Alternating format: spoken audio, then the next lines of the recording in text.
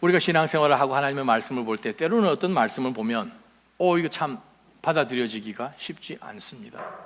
2000년 전 이야기인 것 같고, 구약이면 4000년 전 이야기인 것 같고, 우리랑 말도 틀리고 문화도 틀리고 사는 지역도 틀린 바로 이 지역에 일어난 이 사건이 나랑 무슨 상관이 있는가? 나는 보스턴에 사는데, 미국에 사는데, 우리는 21세기 현대 사는 사람들인데 이 말씀이 나랑 무슨 상관이 있나? 라고 때로는 우리가 생각을 해봅니다.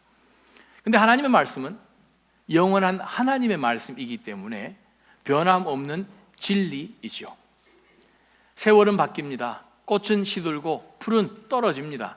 그러나 여호와의 말씀만 영영하리라 라는 말씀을 우리가 다시 한번 기억해 본다면, 그렇습니다. 하나님의 말씀은 우리가 그 말씀을 액면 그대로 말씀으로 받아들이는 것이 얼마나 중요한지 모릅니다.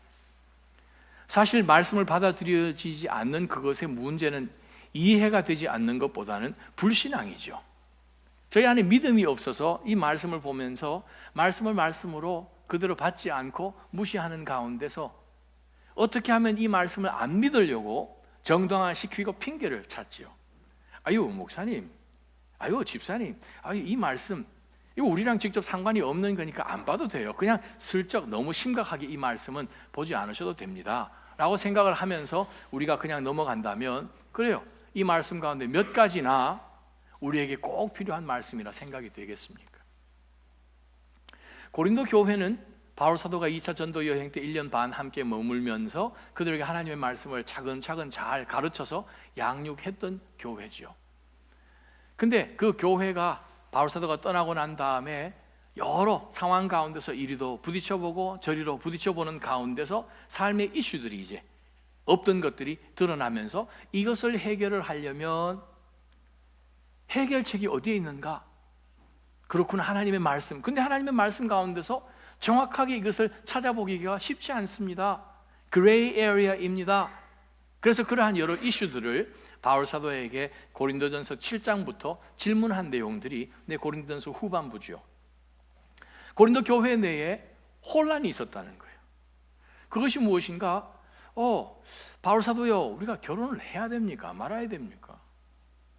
그냥 늙어 그냥 혼자 죽는 게 좋습니까? 그죠? 독신으로 사는 게 좋습니까? 8장 9장에 보니까 재혼을 어떻게 해요, 말아요? 또 그 가운데서 우상에 제물 드리는 것은요, 친척이 결혼을 해서 신전에 가야 되는데 그곳에서 우리가 리셉션에 참석을 해요, 말아요? 하면 거기에서 나오는 음식을 먹어요, 말아요? 계속해서 고린도 성도들 가운데 있었던 혼돈의 이슈들이 있었습니다. 오늘 본문에 나온 내용들도 11장에 보게 되면 세 가지의 이슈가 나와요. 혼돈이에요. 교회 내의 혼돈. 어떤 혼돈인가? 사도 바울이요, 어떤 성도는 여자분 머리에 하얀 것을 뒤집어 쓰고 기도를 하는데 이렇게 해가지고, 보셨죠? 천주교에서도 요즘 많이 하잖아요. 어떤 사람은 덮어 쓰는데 어떤 사람은 안 덮어 써요. 덮어 쓴 사람은 안 덮는 사람 보고 왜 안 덮냐? 안 덮는 사람은 덮는 사람 보고 믿음 없다. 그런 가운데서 교회가 또 시끄러운 거예요. 17절부터 나아가게 되면 두 번째 이슈가 교회에 또 있습니다. 그것은 성찬하기 전에 항상 예찬을 했어요. 성도들끼리 모여서 음식을 나눠 먹었어요. 우리 예배 마치고 난 다음에 펠로십 홀에 간 것처럼. 근데 어떤 셀은 음식을 그냥 돼지고기까지 구워와가지고 맛있게 먹고, 어떤 곳에는 주일날은 우리가 그래도 그린으로 갑시다 해가지고 이제 상치만 다 갖다 놓고 이렇게 하는 가운데서 먹는 것도 너무 힘들어서 마음에 상처가 생기는 거예요. 세 번째는 무엇입니까? 성만찬 들어갈 때에 성만찬에 그냥 별 의미 없이 그냥 쉽게 그냥 참석하는 것으로 인하여서 교회가 너무 혼돈된 그러한 이슈들이 있습니다. 12장, 13장, 13, 14장까지 가게 되면 성령의 은사 때문에 또 교회가 그냥 혼란에 빠지죠. 도와주십시오. 15장에 가게 되면 부활 문제로 인하여서 도대체 부활 그게 뭘까? 우리가 무엇으로 부활할까? 하는 가운데서 또 교회 안에 어려운 혼돈이 있었다는 거예요. 그래서 바울 사도가 오늘 11장 들어와서는 바로 성도들에게 아주 고민거리인 이 내용을 해결해 주는 부분이 본문의 말씀입니다. 2절에 보니까 우리가 배울 참 이 원칙이 있어요. 보니까 여러분이 나에 대한 모든 것을 기억하고 있고, 또 내가 여러분에게 전해준 대로 전통을 굳게 지킴으로 내가 여러분을 칭찬합니다. 3절부터는 지금 당장 그들이 지금 혼돈에 빠진 내용들을 1, 2, 3, 4 착착착 설명해 줘야 되는데 먼저 그들을 칭찬해 줬다는 거예요. 부드럽게 어프로치를 해줬어요. 그래요, 전하고 싶은 그 말이 진리이고 또 지금 꼭 전해야 되는 상황이라 하지만 사실 그것을 잘 전하는 게 중요한 거예요. 우리도 그렇게 표현하잖아요. 아 다르고 어 다르다고. 그래요, 어프로치를 잘 해야 되는 거죠. 그 리더십 서밋 거기에서 앤디 스탠리 목사님이 강연을 한 그 부분이 하나 있는데, 바로 그 목사님 하신 말씀도 마찬가지죠. 그게 무슨 뜻인가 하면, 우리가 어떤 사람에게 어떤 말을 꼭 전해주고 싶은데, 또 아버지가 딸에게 전해주고 싶은데 딸이 늦게 왔어요, 혹은 아들이 공부를 안 했어요 하는 가운데 다 답은 가지고 있죠. 알아요. 아들도 알고 딸도 알아요. 문제는 어떻게 표현하느냐, 어프로치를 잘 지혜롭게 하는 게 참 중요하다는 거예요. 그래서 바울 사도가 고린도 성도들에게 두 가지를 칭찬을 했는데, 칭찬할 것을 가만히 들여다보니까 우리 삶 가운데 적용을 해야 되는 내용들이에요. 나에 대한 모든 것을 기억하고 있고, 바울 사도가 그들에게 말씀을 전해주고 그들을 가르쳤던 그 모든 것들을 잘 기억하면서 고맙게 생각하고 있다는 것. 또 두 번째는 그들에게 가르쳐준 거룩한 이 전통들, 말씀의 전통들, 그것을 그들이 지금까지 굳게 잘 지키고 있다는 거예요. 전통은 두 가지가 있어요. 사람의 전통이 있고 말씀 가운데 나온 거룩한 전통이 있어요. 마태복음에도 보게 되면 바리새파 사람들이 와서 예수님에게 막 고소를 하죠. 왜 예수님, 당신네 제자들은 손도 안 씻습니까? 그랬더니 예수님이 사람의 전통에 그렇게 목숨 걸지 말라, 그렇게 말씀하시잖아요. 여러분, 유대인이 손 씻을 때 어떻게 손 씻는 거 보셨어요? 유대인이 6월절이나 어떤 식탁에 들어갈 때 손 씻을 때 5손가락 중에서 3손가락만 씻어야 돼요.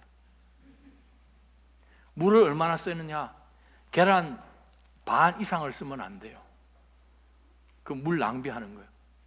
계란 반쪽 정도 되는 고기에 물 담아가지고 손가락을 싹 담그고 여기다 싹 담궈가지고 그렇게 딱 씻어서 물이 절대 여기 가서 요 팔꿈치에서 떨어져야 돼요. 중간에 말랐다 다시 씻어야 돼요.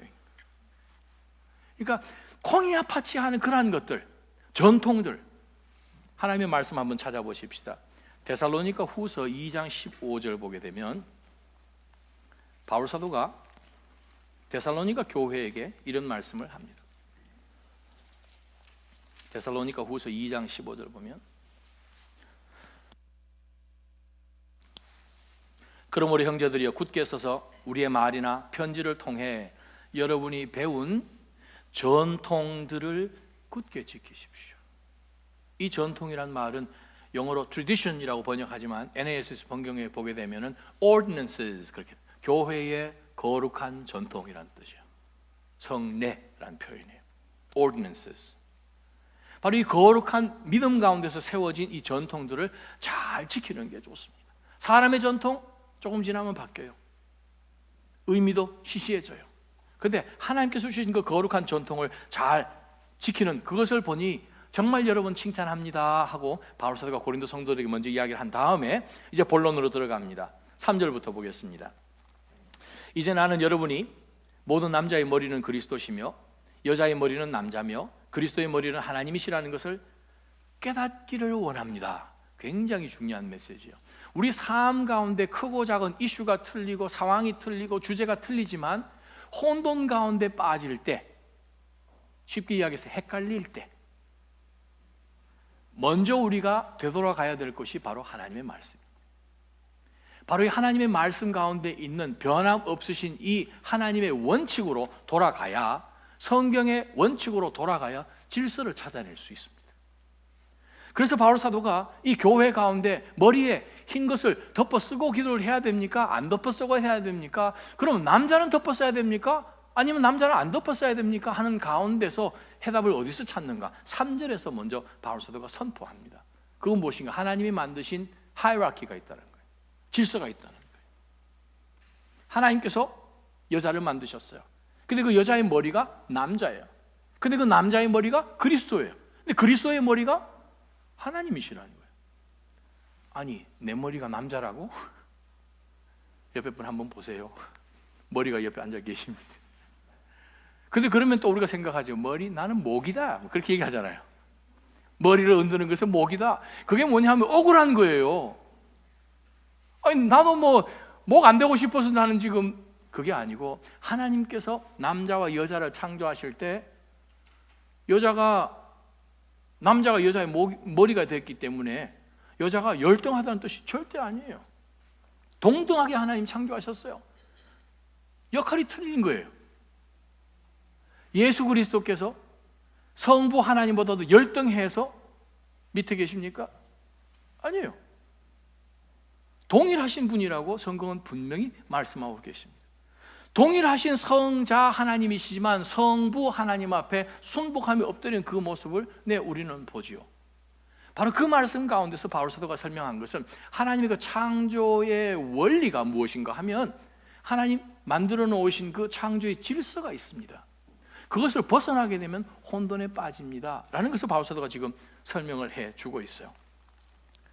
자, 그 말씀을 자세히 들여다보면서 바울 사도가 바로 그것을 깨닫기를 원합니다. 이걸 못 깨달으면 그 밑에 나와 있는 4절부터 16절까지가 받아들여지지 않습니다. 하나님은 여자를 만드시고 여자의 머리로 남자를 세우시고 남자의 머리로 그리스도를 세우시고 그리스도의 머리로 하나님이신 것을 여러분이 깨달아야 그 다음에 문제가 해결이 됩니다 라고 바울 사도가 성경의 원리를 저희들에게 먼저 이야기를 해줍니다. 동일하게 하나님께서 만들어 놓으신 이 질서가 사실은 성경적으로 보면 다른 세 곳의 질서가 또 있죠. 개인적인 질서입니다. 그것은 저와 여러분이 하나님 앞에 예배하러 나아갈 때에 우리가 하나님 앞에 그냥 막 나갈 수 없어요. 예수님의 이름을 통해서 예수님의 보혈의 공로를 통해서 나아갈 수 있는 질서가 있어요. 나 예수 필요 없어, 하나님 와서 도와줘, 그런 하나님 안 계십니다. 반드시 예수 그리스도를 통해서 들어가는 거예요. 교회 안에 질서가 있어요. 히브리서 13장 7절 말씀처럼 교회에서 말씀을 선포하고 또 가르치는 목사, 교사들의 그 하는 모습을 보면서 우리가 본받고 그들을 존경하고 하는 것은 하나님께서 교회에 주신 명령이죠. 또 나라에 대한 하나님의 질서가 있습니다. 로마서 13장이나 베드로전서 2장 13절 14절 보게 되면 나라를 통치하는 그 사람들이 하나님의 법에 상충되지 않는 한 그들에게 하나님이 이미 주신 그것에 대해서 우리가 순복하며 나가야 되는 거죠.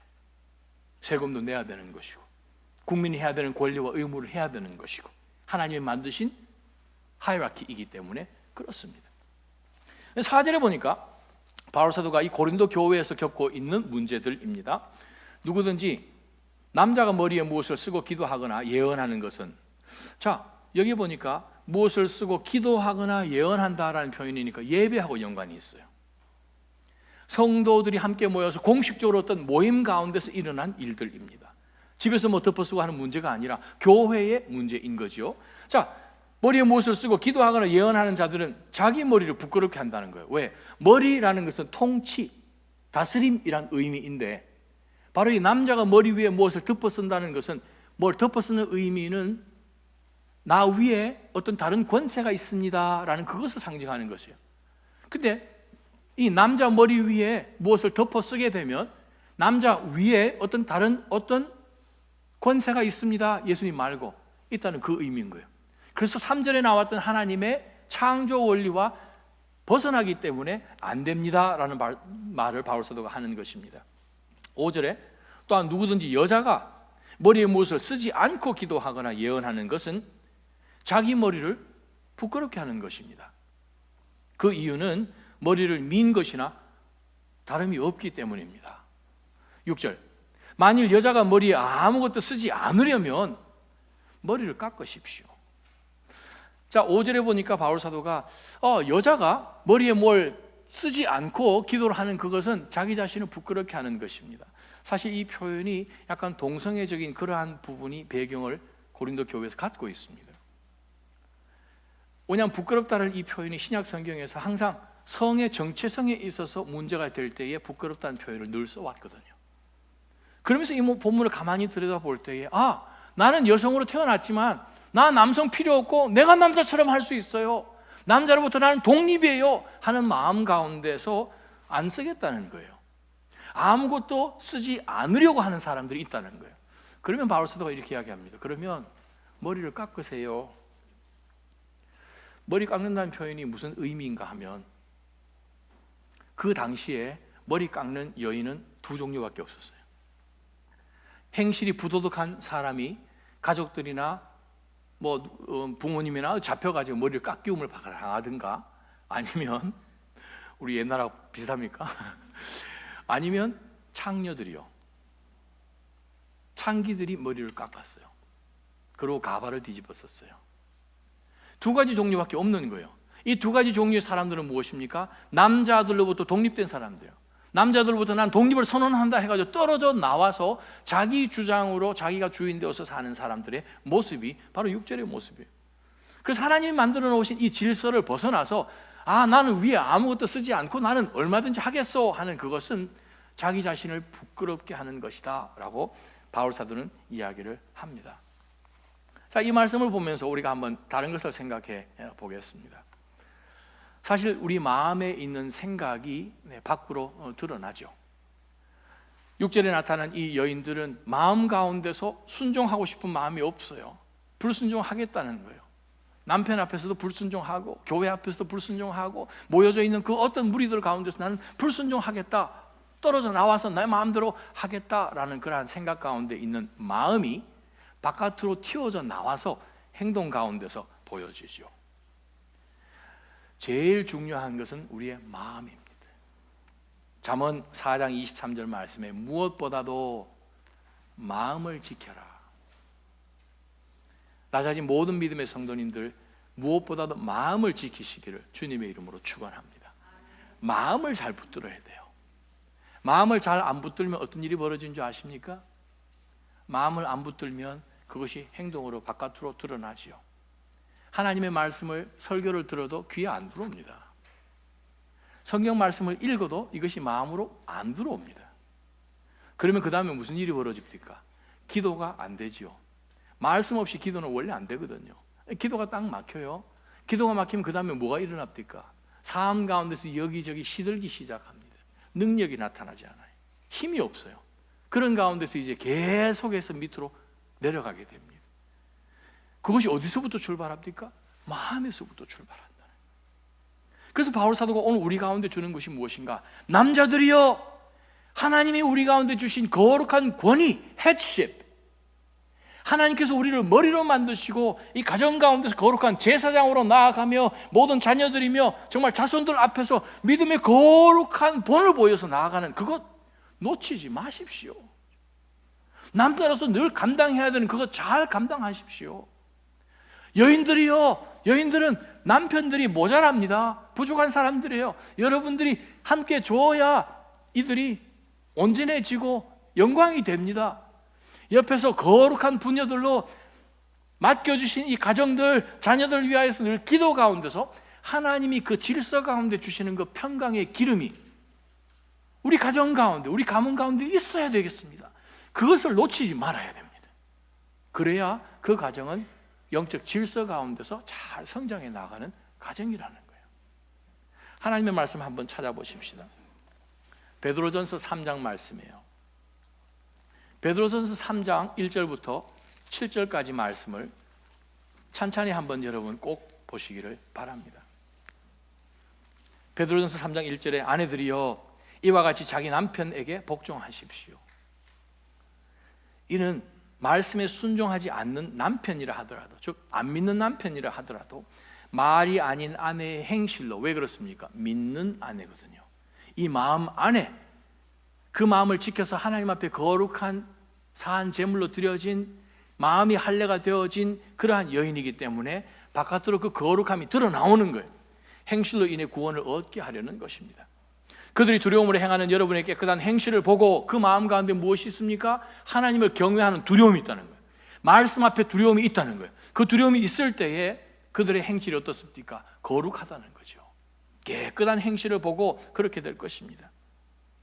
여러분은 머리를 따내리거나 금장식을 달거나 옷을 화려하게 차려입음으로 외모를 단장하지 마십시다. 오히려 마음에 숨은 사람, 또 얘기 나오죠. 마음에 숨은 사람을 온유하고 고요한 심령인 썩지 않을 것으로 단장하십시오. 이것이 하나님 앞에서 아주 귀한 일입니다.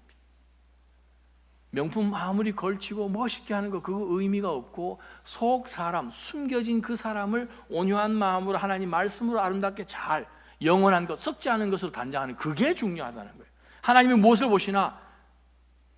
디자이너들의 뭐 그걸 보는 게 아니라 하나님께서 보시는 것은 숨겨진 사람이라. 5절입니다. 여러분이 누구신지를 성경이 이렇게 이야기하시네요. 전에 하나님께 소망을 두었던 거룩한 여인들도 이처럼 자기 남편에게 복종함으로 스스로 단장했습니다. 남편에게 복종하는 것, 그리스도 안에서 순복하는 것이 정말 아름다운 장식품이에요. 이는 사라가 아브라함을 주라 부르며 그에게 순종한 것과 같습니다. 오늘부터 집에 가시면 남편을 보고 뭐라고 했냐? 주님, 그렇게 하십니다. 한번 보시기 바랍니다. 옆에 분 보세요.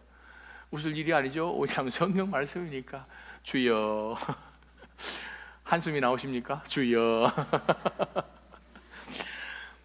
근데 여러분은 선을 행하고 아무리 무서운 일에도 두려워하지 않는 사라의 딸들이 되셨습니다. 아멘. 여러분들이 사라의 딸들이 되셨어요. 그 무슨 뜻입니까? 언약의 딸들이라는 거예요. 그냥 주어진 게 아니라는 거예요. 아무것도 텅 비어있는 그것을 우리가 소망하는 것이 아니라 분명한 하나님이 예비하신 하늘의 본향이, 여러분에게 주어진 하나님의 인헤리턴스가 있다는 거예요. 그것을 알기 때문에 사라도 정말 나를 얼마나 많이 팔아먹은 아브라함이에요. 아니, 마누라를 그것도 2번이나 팔아먹는 사람이 있어요? 성경에 아브라함처럼 자기 살겠다고? 그런데도 주라고 불렀다는 거예요. 아브라함을 통해서 무엇을 봅니까? 하나님을 본 거죠. 여기까지만 읽으면 남편들은 집에 가서 주라고 불러 막 그러는데 착각하지 마십시오. 우리는 더 죽었어요. 왜냐하면 7절 보세요. 남편들이여 이와 같이 likewise, 그 말은 1절부터 6절까지 다 적용해서 더 적용됩니다. 우리는 이와 같이 아내는 더 약한 그릇인 줄 알고, 더 약하다 이 말은 나도 약하다 이 말이에요. 폼 잡아봐야 우리 약해요. 안 약한 척 지금 하고 계신, 약해요.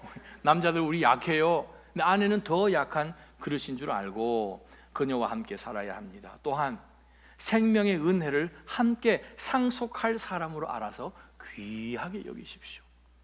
아내를 정말 귀하게 여기십시오. 다시 한 번 더 귀하게 여기시기를 바랍니다. 뽀뽀 많이 해주세요. 많이 안아주세요. 뭐든지 여러분이 먼저 나가서 해주세요. 왜요? 이는 여러분의 기도가 막히지 않게 하려는 것입니다. 그 가정의 가장으로서, 그 가정의 남자로서 하나님의 거룩한 창조 원리를 받은 채로 하나님의 영광으로 만들어진 하나님의 형상을 따라서 먼저 지어져서 아내의 머리가 되고 그 가정의 가장이 되는 그 남자가 해야 될 거룩한 경건의 능력이 막히지 않기 위해서 남자들은 정말 깨어서 이 일을 소중하게 감당하라 이 말이죠. 바로 그것이 바울 사도가 하는 말씀이요 베드로가 하신 말씀입니다. 첫 번째 붙들 영적 교훈이 그러면 무엇입니까? 그것은 혼돈이 있을 때마다 성경적인 원칙을 찾아서 대입을 해야 됩니다. 어떤 상황 가운데 혼돈이 있으면 하나님의 말씀 가운데서 빨리 되돌아서는 바로 그 습관이 저희들 가운데 있을 때 우리 인생은 그만큼 혼돈이 사라지게 됩니다. 두 번째 말씀에 7절부터 봅니다. 남자는 머리에 무엇을 쓰면 안 됩니다. 이는 그가 하나님의 형상입니다. 영광입니다. 그러나 여자는 남자의 영광입니다. 남자가 여자에게서 난 것이 아니라 여자가 남자에게서 났기 때문에 그렇습니다. 또 남자가 여자를 위해 창조된 것이 아니라 여자가 남자를 위해 창조되었습니다. 우리가 7절부터 10절까지 볼 때 두 번째 붙을 영적 교훈은 바로 이것입니다. 하나님의 창조 원리에서 하나님의 의도를 알아야 됩니다. 하나님의 그 창조 원리를 통해서 하나님의 의도를 깨달을 때, 아, 이런 상황 가운데 하나님이 이렇게 하시려고 하셨구나. 그것이 이해가 된다는 거예요. 왜 그렇습니까? 하나님이 아담과 하와를 창조하실 때 창조의 순서가 있었던 것을 7절, 8절, 9절에 이야기를 하는 거예요. 하나님은 무질서의 하나님이 아니시고 질서의 하나님이라고 성경은 기록합니다. 근데 그 질서의 하나님께서 왜 아담을 먼저 창조하시고 하와를 그 다음에 창조하셨는가? 아담은 흙으로 하나님께서 창조를 하셔서 직접 하나님의 형상대로 지으시고, 왜 하와는 아담으로부터 갈비뼈를 하나 떼다가 거기를 통하여서 하나님이 이 아담처럼 아담을 돕는 알맞은 배필로 만드셨는가? 그것을 보시기를 바랍니다 라고 바울사도가 지금 이야기를 하는 거예요. 창세기 2장 18절에 보게 되면 하나님께서 아담을 보시면서 말씀하시기를, 사람이, 거기는 남성입니다, 남자가 이 말이죠, 남자가 독처하는 것이, 혼자 있는 것이, 그렇죠? 독처하는 것이 좋지 못하니 라고 말씀하시면서 그에게 알맞는 배필을 만들어 주리라, 그렇게 표현하십니다. 알맞는 이란 표현이에요. 알맞는 이란 그 표현이 무슨 말인가 하면은 그 사람이 이 배필이 있어야 컴플리트 된다 이 말이에요. 부족한 게 많아요. 남자도 혼자 있으면, 남편도 아무리 폼 잡지만, 우리 옛날부터 어른들 그런 말씀 많이 하잖아요. 과부는 은이 서말인데 호레비는 이가 서말이라. 나 또 보세요 할 수 있는가? 못해. 항상 아내가 옆에 있어 줘야지 그 사람의 영광이기 때문에, 아내가.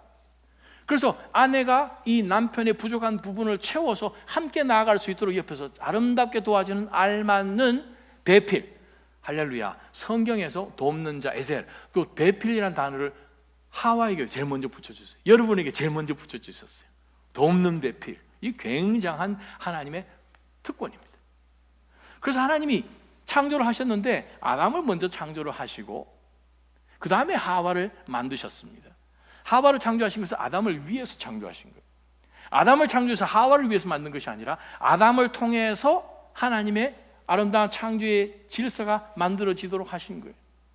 아니면 예수님이 제일 첫 번째 아담, 마지막 아담으로 오시지 않고 마지막 하와로 왔겠죠.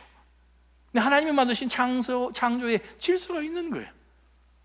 그 질서한 그것에 대해서 우리는 그냥 이해가 다 되지 않아도 그냥 그렇구나 순복하면 되는 거죠. 자, 그 다음 말씀 한번 봅시다. 9절 마지막에 여자가 남자를 위해서 창조했습니다. 그렇기 때문에 여자 위에 하나님께서 우등 열등이 아닙니다.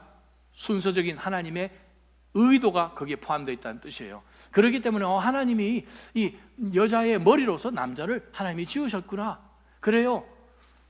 저의 위에 하나님이 세우신 권위가 있습니다 라고 머리를 써야 되는 이유가 있지만, 또 다른 이유가 뭐냐 하면 10절에 보니까 천사 때문에라도 머리에 뭘 쓰셔야 됩니다 이 말이에요.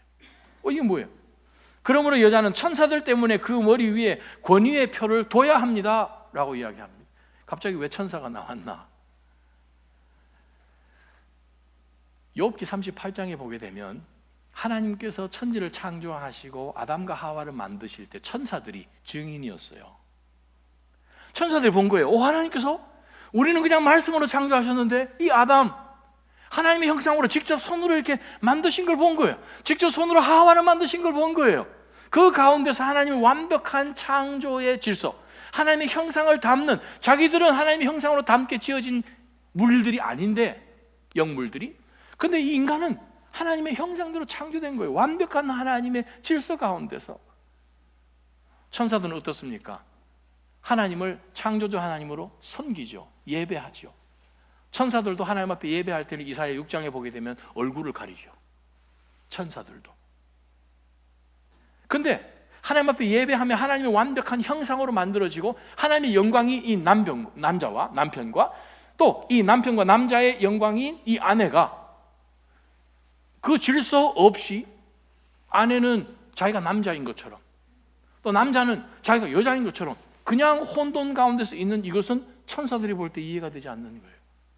내가 분명히 볼 때에 이들은 하나님의 형상으로 질서 있게 창조받았는데 그러한 모습이 없는 거예요. 천사가 이해가 안 되는 거죠. 또 두 번째는 에베소서 3장 말씀처럼 천사가 바로 이 자리에 있죠. 에베소서 3장 9절 10절, 베드로전서 1장 12절, 마태복음 18장 10절에 나온 말씀처럼 천사가 우리가 하나님 앞에 예배드리는 이 장소 가운데 있습니다. 믿으십니까? 영물이 우리가 하나님 앞에 예수 그리스도의 그 이름으로 나아가는 바로 이 자리 가운데 천사들도 있어요. 이 자리 가운데 하나님 계십니까? 하나님 계십니다. 하나님 계신 곳에는 하나님을 섬기고 옹이하는 천사들이 있습니다.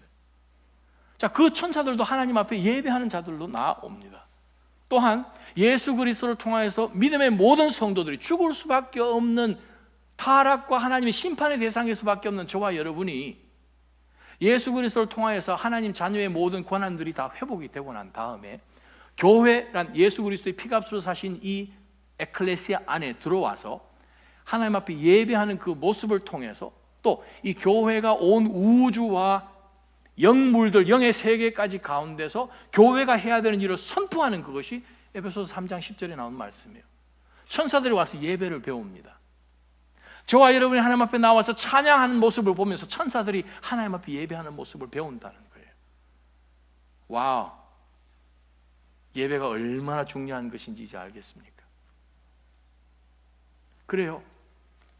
주일 하나님 앞에 드려지는 이 예배는 정말 하나님께서 귀중하게, 시리어스하게 생각하시는 것이 바로 저와 여러분이 앉아있는 이 자리죠. 사무엘이 사울을 대신하여서 이제 새로운 왕을 뽑고 기름을 부으려고 다윗의 집에 갔어요. 바로 그 찰나에 사무엘이 보니까 그 다윗의 형들이 기도 헌칠하고 얼굴에서는 그냥 후광이 나오고 사람의 모습이나 이 말하는 것이나 정말 왕감이라는 거죠. 그래서 기름을 부으려고 막 했을 때에 하나님이 사무엘에게 하신 말씀이 있습니다. 사무엘상 16장에 뭐라고 표현하죠? 사무엘아, 노. 사람은 무엇을 취한다고요? 외모를 취하거니와 나 여호와는 사람의 중심을 보신다. 저와 여러분은 외모를 봐요. 멋있게 생긴 옷을 입고 멋있는 차를 타고 멋있는 사람들을 만나고 멋있는 곳에서 식사를 하고 그런 사람들과 어울리고 와, 굉장한 것 같아. 하나님은 무엇을 보신다고요? 중심을 보십니다. 그러면 사실상 외모는 크게 중요한 거 아니죠. 중심을 보시니까.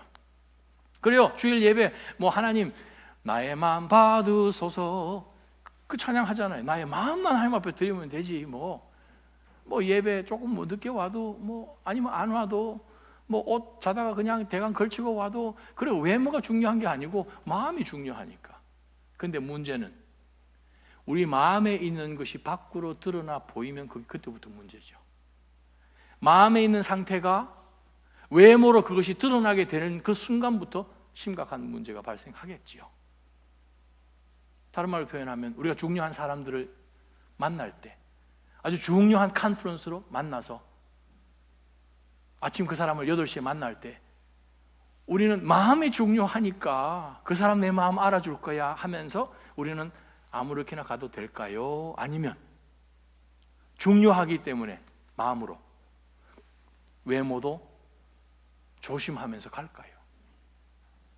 우리 인간 레벨에서도 마음에 있는 그것이 바깥으로 드러나는 것을 아주 중요하게 생각하면 거룩하신 하나님께서 이 예배 바로 이 자리 가운데 계시고 우리 삶 가운데 계시고 우리 가정 가운데 역사하시고 우리 영혼을 붙들고 계시는 하나님이시라면 그래요.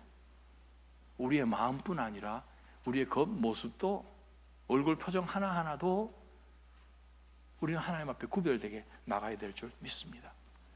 세 번째 말씀입니다.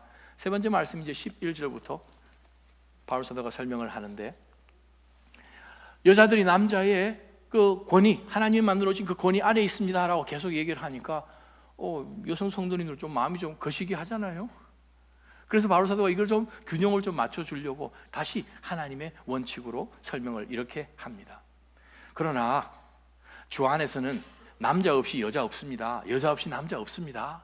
됐지요? 지금 그 얘기하는 거예요. 남자라고 막 여자라고 이렇게 생각했는데 갈라디아서 3장 28절에 나온 것처럼 그리스도 안에서는 로마 사람이나 헬라 사람이 유대인이나 남자나 여자나 자유인이나 종이나 의미 없다는 거예요. 다 똑같다는 거죠. 12절입니다. 여자가 남자에서 난 것 같이 남자도 나중엔 여자의 몸에서 나지 않습니까? 아담이야 하나님이 만드신 것이고, 그 다음부터 한번 보시면 아니 남자 중에 어머니로부터 안 난 사람이 있습니까? 그 얘기를 지금 하고 있습니다. 그러나 다시 한번 우리가 기억해야 되는 것은 모든 것이 하나님께로서부터 났습니다. 저와 여러분이 우리의 바른 정체성을 찾는 것은 하나님 안에서 내가 누구냐, 그것입니다. 이 세상에서 내가 누구냐, 우리 회사에서 내가 누구냐, 학교에서 의미 없어요. 하나님 안에서 내가 누군지를, 그것이 영적 정체성으로 분명해지면 여러분 삶 가운데 두려움이 없어진다는 거예요. 혼돈이 없어진다는 거예요. 13절에 여러분 스스로 판단해 보십시오. 여자가 머리에 쓰지 않고 하나님께 기도하는 것이 마땅한 일이겠습니까? 여러분의 본성 그 자체가 가르쳐 주듯이 남자가 긴 머리를 하는 것은 그에게 부끄러움이 되지만 여자가 긴 머리를 하는 것은 그녀에게 영광이 되지 않습니까? 이것은 긴 머리가 그녀에게 쓰는 것을 대신해 주어진 것이기 때문입니다 라고 바울 사도가 고린도 성도들에게 이야기를 합니다. 세 번째 붙들 영적 교훈이 바로 그것입니다. 하나님의 원리는 논쟁의 대상이 아니라 그냥 순종의 대상입니다.